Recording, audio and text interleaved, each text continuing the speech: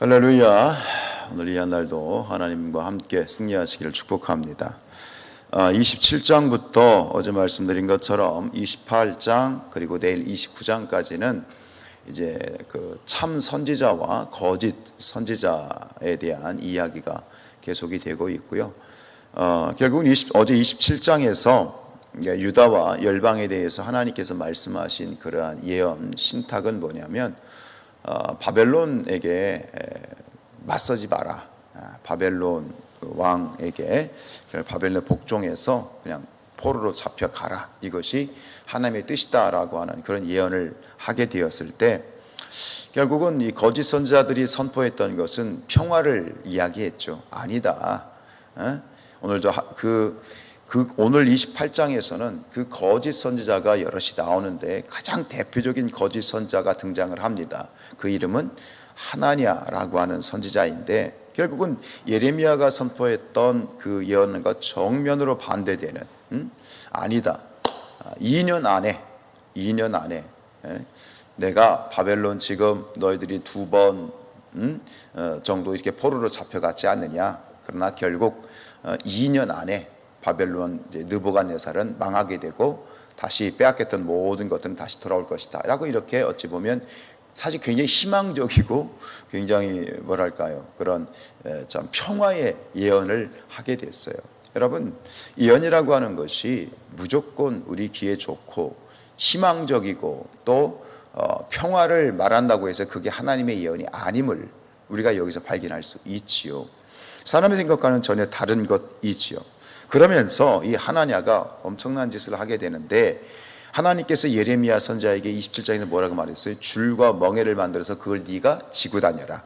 어떤 행위적인 예언을 하라고 말씀하셨고 그래서 예레미야가 그렇게 했는데 이 하나냐라는 거짓 선지자가 예레미야가 이 목에 걸고 다니는 멍에를 부러뜨려 버렸어요. 이건 굉장히 행위적으로 또 악행을 저지르고 있죠. 우리 10절, 11절 같이 읽어볼까요? 선지자 하나냐가 선지자 예레미야의 목에서 멍에를 빼앗아 꺾고 모든 백성 앞에서 하나냐가 말하여 이르되 여호와께서 이와 같이 말씀하시니라. 내가 2년 안에 모든 민족의 목에서 바벨론의 왕 느부갓네살의 멍에를 이와 같이 꺾어버리리라 하셨느니라 하며 선지자 예레미야가 자기의 길을 가니라 그랬어요. 이렇게 지금 하나냐가 엄청난 짓을 하게 되는데 정말 이건 뭐 말할 것도 없고요. 그런데 여기서 참 거슬리는 건 뭐냐면 하나냐가 말한 것 중에 거슬리는 게 뭐예요? 여호와께서 이와 같이 말씀하셨다. 그렇게 말씀하셨나요? 하나냐에게? 아니죠. 아니잖아요. 하나님에게 그런 말씀하신 적이 없어요. 그런데 하나냐가 뭐라고 말하냐면 하나님이 이렇게 말하라고 하셨다. 자기 입에서 얘기를 하는데 마치 하나님이 말씀하신 것처럼 얘기를 하고 있어요. 이와 같은 악함이 어디 있습니까? 야, 이건 하나님의 말씀이야. 하나님이 이렇게 말씀하셨어. 이거 조심해야 돼요. 그건 거짓 선지자의 하나님의 저주받을 그런 악행이지요. 결국 여기서 이제 우리 11절에서 좀 주목해 볼 거냐면 뭐냐면 이렇게 이제 하나냐가 거짓으로 예언을 했을 때 마지막 반응이에요. 11절 마지막에 보면 뭐라고 되어 있어요? 선지자 예레미야가 자기의 길을 갔다. 그러니까 이 예레미야는 그 하나냐에게 반응하지 않았어요. 이렇게 보면 예레미야 이 하나냐가 막 이제 거짓된 예언을 하게 될 때 하나냐가 거기서 이런 반고 대항하지 않지요.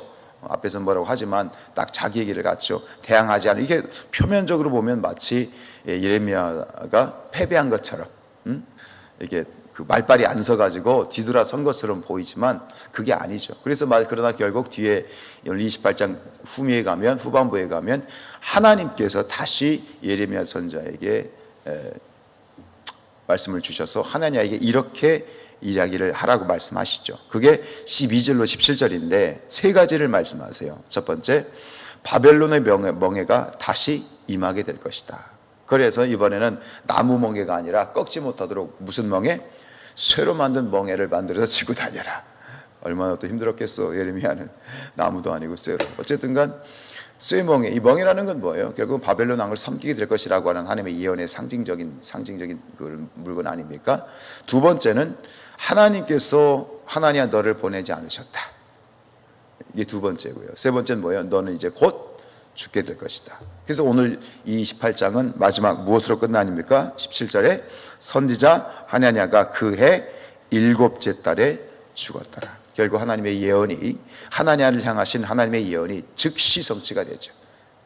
이런 악한 자들이 즉시 성취가 되는데, 이것을 통해서 결국 이 예언의 성취를 통해서 참된 그러한 선지자가 누구인지에 대해서 하나님께서 직접 드러내고 있는데요.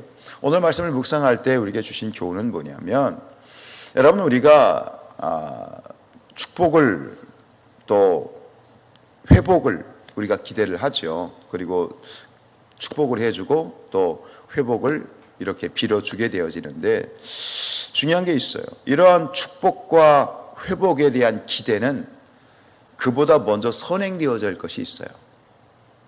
우리의 믿음이라고 하는 것이, 우리의 축복이라고 하는 것이 맹목적으로 그냥 입 바른 소리로 축복합니다, 회복될 것입니다 라고 말하는 게 아니잖아요. 우리의 믿음에는 분명한 원리와 근거가 있어요. 그죠? 무슨 얘기냐면, 예수님께서 뭐라고 말씀하셨죠? 예수님께서 공생애를 시작하시면서 복음을 증거하실 때 첫 번째 일성이 뭐였습니까? 첫 번째 일성 뭐라고 말씀하셨죠? 천국이 가까웠다 그러셨죠. 그런데 앞에 하나 붙었어. 조건이 붙었어. 뭐가 붙어요? 회개하라, 천국이 가까웠다 그랬어. 즉 무슨 얘기냐면, 회개와 순종이 없는 회복과 축복은 기대해서는 안 되는 신기루와 같은 거다. 맹목적으로 축복합니다. 맹목적으로 이런 어떤 이 회복될 것입니다 라는 메시지. 근데 그것들이 온전히 우리의 것이 되기 위해서는 반드시 선행될 건 뭐냐면, 그것은 회개입니다. 회개입니다. 이게 문제인 겁니다. 오늘 유다 백성들의 문제가 뭐냐면, 맹목적이고 근거 없는 회복과 축복을 기대했다는 거예요. 축복 갖고 싶지 않은 사람이 누가 있어? 회복을 원하지 않는 사람이 누가 있어? 근데 이 유다 백성들에게는 뭐가 없어? 뭐가 선행되어지지 않았어? 회개가 없어. 회개가 없는 축복은 없고요, 회개가 없는 그런 맹목적인 그런 회복은 있을 수 없다라고 하는 것입니다. 사람이 그렇지 않습니까? 누가 나를 축복해주고 누가 나에게 희망적인 메시지를 주면 참 감사한 일이고 또 위로가 되기도 하지만, 그러나 분명한 것은 천국이 임하기 위해서는 먼저 회개가 있어야 돼. 천국된, 복된, 그러한 회복된 희망적인 삶을 사시기를 축복합니다. 그러나, 여러분도 아멘 하셨죠? 근데 그러나 먼저 선행될 건 뭐예요? 회개입니다. 회개가 선행되지 않으면 다 그것은 안개와 같고 신기루와 같고 맹목적이고 근거 없는, 신앙이라고 하는 것은 맹목적인 게 아니에요. 내가 믿습니다 그러는 것이 그저 나의 그냥 인간적인 바람에서 나온 말이 아니라 분명히 신앙적인 원리와 질서 안에서 우리가 믿음이 고백되어지는 거예요. 그렇죠? 신앙은 얼마나 이 세상의 과학보다도 그런 과학이 없는 것이 우리 기독교 신앙이에요. 분명한 원리와 그러한 질서가 있는 거예요. 근데 유다 백성들에게는 회개가 보이지 않아요. 만약에 자신들이 저질렀던 불의함과 그 악함, 성전 안에서 하나님을 섬기는, 예배하는 성전 안에서 한쪽 구석에서는 우상을 섬기고 자기 자식들을 불에 태워 죽이는 그러한 우상, 이런 것들을 자신들이 분명히 인지를 하고, 인지하면서 하나님께 복과 회복과 이런 것들을 원했다면 당연히 하나님 앞에 회개의 기도를 먼저 드려야죠. 마른 눈을 가지고는 천국에 갈 수 없다라고 분명히 스펄전 목사님 얘기했죠. 굉장히 큰 진리입니다. 마른 눈을 가지고는 천국에 갈 수 없어. 늘 우리가 하나님을 천국을 기대하고 회복을 기대하고 새로운 희망을 기대할 때는 반드시 전제해야 될 것이 무엇이냐? 하나님 앞에 철저히 나를 내려놓고 회개하고 순종하는 것.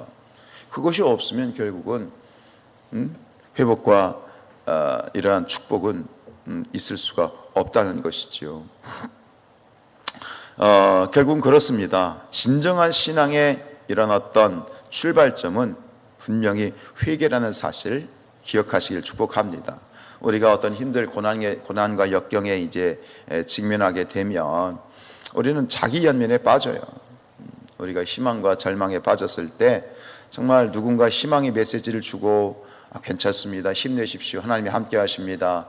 하나님께서 당신에게 힘 주십니다. 얼마나 감사해요. 뭐 그런 얘기를 제가 강단에서 설교자가 선포를 하면 당장 아멘이 나와요. 그런 얘기 듣고 아멘 하지 않을 사람은 없어요. 그러나 아셔야 될 것이 있어요. 성숙한 신앙이란 자기 연민에 빠진 것이 아니라 냉철하게 자기 자신을 볼 수 있어야 돼요. 내가 지금 왜 이런 자리에 있는가? 내가 왜 이런 자리에 이런 힘들고 어려운 고난의 역경의 자리에 지금 처해 있는가?